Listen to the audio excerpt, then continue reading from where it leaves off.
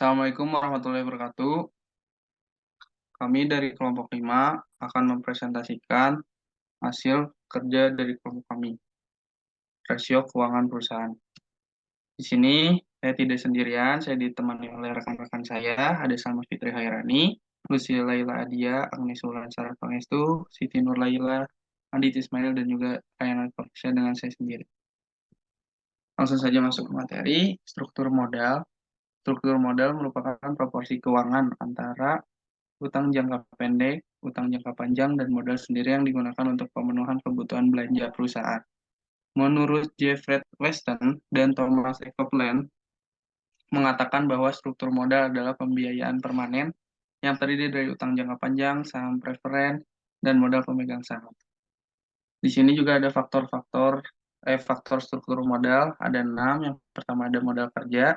Modal kerja adalah investasi perusahaan dalam aktiva pendek, contohnya seperti kas, sekuritas, surat-surat berharga, piutang dagang, dan persediaan, atau dikenal dengan modal kerja bruto. Yang kedua ada struktur aktiva. Perusahaan dengan aktiva tetap besar sebagai kolateral dapat menggunakan utang relatif besar. Semua aktiva yang dimiliki berasal dari utang dan modal perusahaan. Yang ketiga ada skala perusahaan. Perusahaan besar memiliki akses besar masuk pasar modal, sehingga ada korelasi positif antara skala perusahaan dengan debt to book value of equity ratio. Yang keempat, ada profitabilitas. Pecking order teori menyatakan bahwa urutan pembiayaan laba ditahan, lalu hutang, lalu jual saham baru untuk menghindari pengawasan eksternal. Profitabilitas, bagaimana perusahaan menghasilkan tingkat keuntungan di setiap periodenya. Selanjutnya, ada growth opportunity, yaitu kesempatan perusahaan untuk melakukan investasi pada hal-hal yang menguntungkan, di mana perusahaan dengan tingkat leverage yang tinggi cenderung akan melewatkan kesempatan dalam berinvestasi pada kesempatan investasi yang menguntungkan. Lalu yang terakhir ada resiko bisnis, adalah penggambaran ketidakpastian yang dihadapi perusahaan dalam melakukan aktivitas bisnisnya. Resiko bisnis akan mempersulit perusahaan dalam melaksanakan pendanaan eksternal, sehingga secara teori akan berpengaruh negatif terhadap leverage perusahaan. Makin tinggi resiko bisnis perusahaan, maka perusahaan cenderung kesulitan dalam memperoleh pendanaan dari sumber eksternal. Hasil belum pasti, tapi biaya yang dikeluarkan sangat besar, resikonya sangat tinggi. Dengan resiko yang tinggi seperti ini, sangat sulit untuk mencari kreditur yang mau memberikan pinjaman. Sangat sulit untuk mengajak calon investor lain untuk bergabung pada perusahaan ini. Lalu selanjutnya akan dibacakan oleh rekan saya. Selanjutnya ada tujuan struktur modal. Yang pertama yaitu memaksimalkan pengembalian. Pengaturan soal yang dirancang dengan baik memberikan ruang lingkup untuk meningkatkan laba per saham sehingga dapat memaksimalkan pengembalian bagi pemegang saham ekuitas dan memulihkan biaya pinjaman. Lalu yang kedua ada mengurangi risiko finansial, yaitu struktur yang benar dapat menyeimbangkan utang dan ekuitas bisnis. Dengan begitu dapat membantu perusahaan untuk mengelola dan mengurangi risiko keuangan. Lalu yang ketiga ada meminimalkan biaya modal. Struktur modal dapat menyediakan perencanaan modal utang jangka panjang untuk perusahaan secara strategis. Dengan demikian dapat membantu meminimalkan biaya modal. Yang keempat ada mengoptimalkan pemanfaatan dana. Pengaturan modal yang baik dan tersusun secara sistematis membantu perusahaan dalam menghasilkan output yang optimal dari dana yang tersedia. Yang kelima yaitu membantu perencanaan pajak perusahaan. Bagi perusahaan yang memilih dana utang, pengaturan modal yang baik dapat membantu pengurangan pajak manfaat dan tabungan sehingga mengurangi biaya pinjaman. Optimasi pajak perusahaan dapat dilakukan dengan menggunakan aplikasi. Yang terakhir, ada meningkatkan nilai perusahaan. Struktur modal yang sehat dapat menarik perhatian investor untuk menanamkan saham di suatu perusahaan. Dengan begitu dapat meningkatkan nilai pasar dari saham dan sekuritas perusahaan. Selanjutnya ada variabel. Variabel X atau independen. Variabel X yang kami analisis sebagai variabel independen atau variabel yang mempengaruhi yaitu 1. Likuiditas dengan menggunakan current ratio atau rasio lancar. Kedua, profitabilitas dengan menggunakan return on asset atau ROA. Dan yang ketiga, struktur aktiva dengan menggunakan fixed asset ratio atau VAR. Selanjutnya, variabel Y atau dependent. Variabel Y yang kami analisis sebagai variabel dependent atau variabel yang mempengaruhi, yaitu struktur modal dengan menggunakan debt to equity ratio atau DER. Lalu selanjutnya ada kerangka pemikiran tertulis, variabel X, independen, H1, H2, H3 berpengaruh terhadap variabel Y. Selanjutnya ada konsep variabel. Variabel current ratio, konsep variabelnya yaitu perbandingan antara aktiva lancar dengan hutang lancar. Indikatornya CR sama dengan aktiva lancar per hutang lancar kali 100%, satuannya persen, skalanya rasio.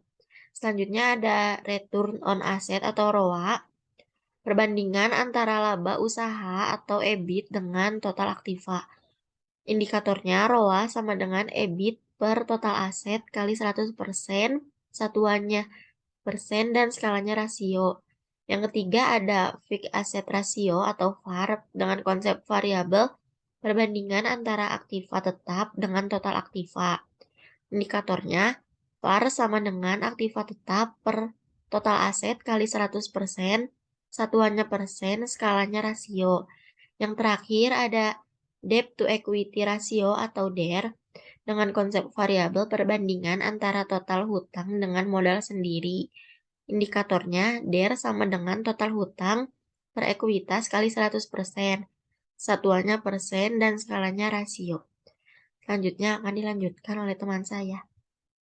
Oke, selanjutnya adalah merupakan analisis regresi dari dua perusahaan yang kami teliti. Yang pertama ada PT Ultra Jaya dan PT Utama Karya. PT Ultra Jaya, CR, dengan total 1.752,81, ROA 90,42%, kemudian VAR 129,18%, dan DER 187,12%. Untuk PT Utama Karya, CR dengan total 553,53%, ROA dengan total 9,31%, FAR dengan total 384,49%, dan DER dengan total 1.283%. Kemudian ada PT Indofarma dengan total 555,57%. Selanjutnya ada 90,80%, 187,27%, 2.634,98%. Untuk PT Astra dengan total 701,34%, selanjutnya 71,32%, 299,09%, dan terakhir 399,12%. Perusahaan PT Telkom dengan total 399,17%, 87,16%, 399,21%, dan 443,72%. Berikut adalah analisis regresi. Hasil dari tabel di samping membuktikan IBM SPSS variabel bebas terdiri dari current ratio atau CR, return on asset atau ROA, dan fixed asset ratio atau FAR, serta variabel terikatnya yaitu struktur modal debt to equity ratio atau DER. Untuk model summary, tabel di samping menunjukkan bahwa besarnya adjust R square R adalah 0,320. Hal ini berarti 32% variabel struktur modal debt to equity ratio atau DER dapat dijelaskan oleh variabel independen yang meliputi current ratio atau CR, return on asset atau ROA, dan fixed asset ratio atau FAR.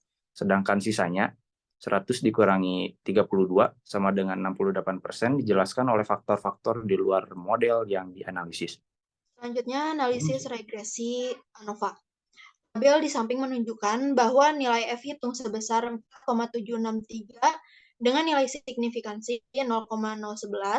Nilai signifikansi ini menunjukkan lebih kecil dari alfa 0,05, sehingga dapat disimpulkan bahwa seluruh variabel independen secara bersama-sama atau secara simultan berpengaruh terhadap variabel dependent, yaitu struktur modal debt to equity ratio atau DER. Dengan memperhatikan model regresi dan hasil linear berganda, maka didapatkan persamaan faktor-faktor yang mempengaruhi struktur modal debt to equity ratio atau DER pada kelima perusahaan tersebut. Adapun persamaannya yaitu yang pertama struktur modal debt to equity ratio dengan hasil 1.541,597 dan rasio dengan hasil min 2,070, return on asset dengan hasil min 25,240, fixed asset ratio dengan hasil min 11,853. Persamaan regresi sebagai berikut. Y sama dengan A tambah B1X1 ditambah B2X2 ditambah B3X3. Dikarenakan hasil yang kami dapat minus menjadi Y 1541,597 min 2,070 min 25,240 min 11,853. Interpretasi hasil regresi. Untuk mengetahui apakah variabel X berpengaruh atau tidak terhadap variabel Y dapat diketahui ketentuannya sebagai berikut. Dengan alfa 0,05 tabel sama dengan T dalam kurung alfa dibagi 2 berbanding N min K min 1, di mana N merupakan sampel dan K merupakan variabel X bebas. Tabel sama dengan T dalam kurung 0,05 dibagi 2 berbanding 25 min 3 min 1. Tabel dengan hasil 2,07961. Untuk F tabel sama dengan F dalam kurung K berbanding N min K, di mana N merupakan sampel dan K merupakan variabel X bebas. F tabel sama dengan F dalam kurung 3 berbanding 25 min 3, sama dengan 3,05. Selanjutnya ada hasil uji hipotesis. Yang pertama, hasil uji hipotesis 1, pengaruh current ratio terhadap struktur modal debt to equity ratio atau DER berdasarkan hasil uji regresi pada tabel koefisien dapat diketahui bahwa nilai signifikansi untuk variabel X1 terhadap variabel Y adalah sebesar 0,006 lebih kecil dibanding 0,05 dengan nilai T hitung min 3,047 lebih kecil dari T tabel 2,07961 sehingga dapat diinterpretasikan bahwa hipotesis 1 H1 yang mengatakan bahwa likuiditas berpengaruh negatif terhadap struktur modal pada penelitian ini disimpulkan bahwa H0 diterima dan H1 ditolak, sehingga likuiditas atau CR tidak berpengaruh secara signifikan terhadap struktur modal DER. Yang kedua, hasil uji hipotesis 2, pengaruh return on asset atau ROA terhadap struktur modal debt to equity ratio atau DER berdasarkan hasil uji regresi pada tabel koefisien dapat diketahui bahwa nilai signifikansi untuk variabel X2 terhadap variabel X adalah sebesar 0,013 lebih kecil dibanding 0,05 dan nilai T hitung min 2,712 lebih kecil daripada T tabel 2,07961. Sehingga dapat diinterpretasikan bahwa hipotesis 2 H2 yang mengatakan bahwa profitabilitas berpengaruh negatif terhadap struktur modal pada penelitian ini disimpulkan bahwa H0 diterima dan H2 ditolak, sehingga ROA tidak berpengaruh secara signifikan terhadap struktur modal DER. Yang ketiga ada hasil uji hipotesis 3, pengaruh fixed asset ratio terhadap struktur modal debt to equity ratio atau DER. Berdasarkan hasil uji regresi pada tabel koefisien, dapat diketahui bahwa nilai signifikansi untuk variabel X3 terhadap variabel Y adalah sebesar 0,006 lebih kecil daripada 0,05 dan nilai T hitung min 3,035 lebih kecil daripada T tabel 2,07961 sehingga dapat diinterpretasikan bahwa hipotesis 3 H3 yang mengatakan bahwa struktur aktiva berpengaruh negatif terhadap struktur modal. Pada penelitian ini disimpulkan bahwa H0 diterima dan H3 ditolak, sehingga VAR tidak berpengaruh secara signifikan terhadap struktur modal DER. Selanjutnya ada kesimpulan berdasarkan hasil analisis struktur modal debt to equity ratio atau DER pada 5 perusahaan diantaranya PT Ultra Jaya, PT Hutama Karya, PT Indofarma, PT Astra, dan PT Telkom. Dengan mengacu laporan keuangan neraca dan laporan laba rugi masing-masing perusahaan dalam 5 tahun berturut-turut, yakni 2018, 2019, 2020, 2021, 2022. Maka didapatkan faktor-faktor yang mempengaruhi struktur modal, debt to equity ratio atau DER, yaitu likuiditas dengan menggunakan current ratio, struktur aktiva dengan menggunakan fixed asset ratio, serta profitabilitas dengan menggunakan return on asset atau ROA. Dengan menggunakan aplikasi SPSS, didapatkan hasil regresi linear berganda yang dapat menentukan apakah adanya pengaruh atau tidak antara variabel X dengan variabel Y sebagai berikut. Hipotesis pertama atau H1 yang mengatakan bahwa likuiditas berpengaruh negatif terhadap struktur modal. Pada penelitian ini disimpulkan bahwa HO diterima dan H1 ditolak, sehingga likuiditas atau CR tidak berpengaruh secara signifikan terhadap struktur modal DER. Hipotesis 2 atau H2 yang mengatakan bahwa profitabilitas berpengaruh negatif terhadap struktur modal. Pada penelitian ini disimpulkan bahwa HO diterima dan H2 ditolak sehingga ROA tidak berpengaruh secara signifikan terhadap struktur modal DER. Hipotesis 3 atau H3 yang mengatakan bahwa struktur aktiva berpengaruh negatif terhadap struktur modal. Pada penelitian ini disimpulkan bahwa HO diterima dan H3 ditolak sehingga FAR tidak berpengaruh secara signifikan terhadap struktur modal DER. Terdapat saran berdasarkan simpulan dan keterbatasan yang ada dalam penelitian ini. Saran yang dapat diberikan untuk penelitian selanjutnya terkait dengan struktur modal yaitu peneliti dapat menambah variabel-variabel lain yang mungkin berpengaruh terhadap struktur modal dan dapat menggunakan sampel yang berbeda agar diperoleh kesimpulan yang mendukung teori dan konsep diterima secara umum. Mungkin cukup sekian dari kelompok kami. Mohon maaf bila ada salah-salah kata atau salah pengucapan. Assalamualaikum warahmatullahi wabarakatuh.